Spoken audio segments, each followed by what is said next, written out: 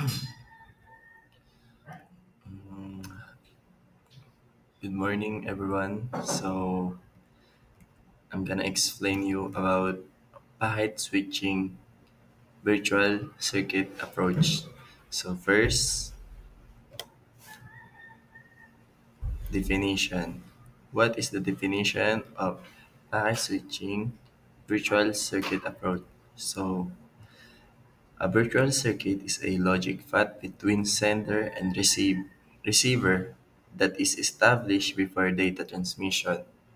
Although no physical circuit exists and all packets follow the same predefinition route.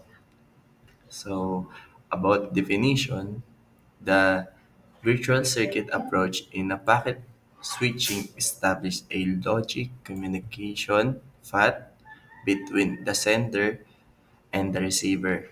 Before any transmission begins, although no physical circuit is created, the network behaves as if one exists, and all packets follow the same predetermined route.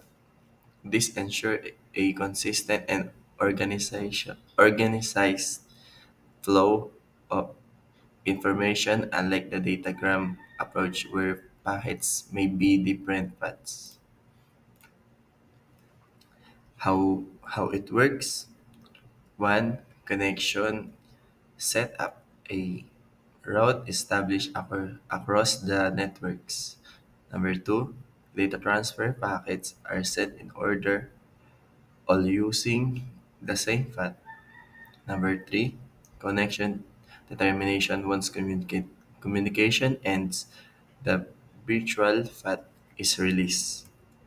So, ang communication is a virtual circuit occurs in three stages. First, during communication, step up the networks that select a path and reserves resources, creating a temporary logic circuits. Second is a during data transfer, all packets travel along this established route, ensuring they arrive in the same order they were sent. And finally, the third, once communication is complete, the circuit is determined and the resources are released for other user. So this is the case pictures. So first, packet carry a virtual circuit identifier, not full resource and destination address. Second is resources that can be reserved, improving reliability. And the third one is ensure orderly delivered. No need to reordering a destination. So about e-pictures, this a approach packet do not carry full resources and destination address. So instead, they use all virtual circuit identifier like PCI that tells the network which path to follow.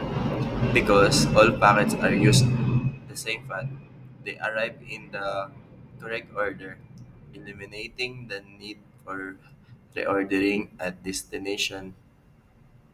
Resources reservation during step up also make the connection more reliability and predicted. So next is advantage and disadvantage. So advantage first, predictable performance. Second, easier to manage error and contestation. So third, suitable for real-time communication, etc. Video calls, ganun. Sa about advantage, one advantage of the virtual circuit approach, it is predictable performance since the route is fixed and resources can be allowed to advance. Error handling is congestion control are almost more efficient because all packets all packets pass through the same sequence of nodes. And these make methods particularly suitable for real-time applications such a voice call, video call, and other conferencing and live streaming where order our timing are crucial. So sa disadvantage, setup time needed before sending data.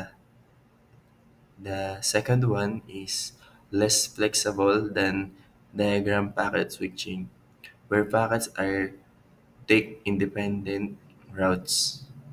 Sa disadvantage naman, despite a beneath, the virtual circuit approach has some data backs establishing the circuits before sending data, introduce additional delay which can slow down the short time one transmission.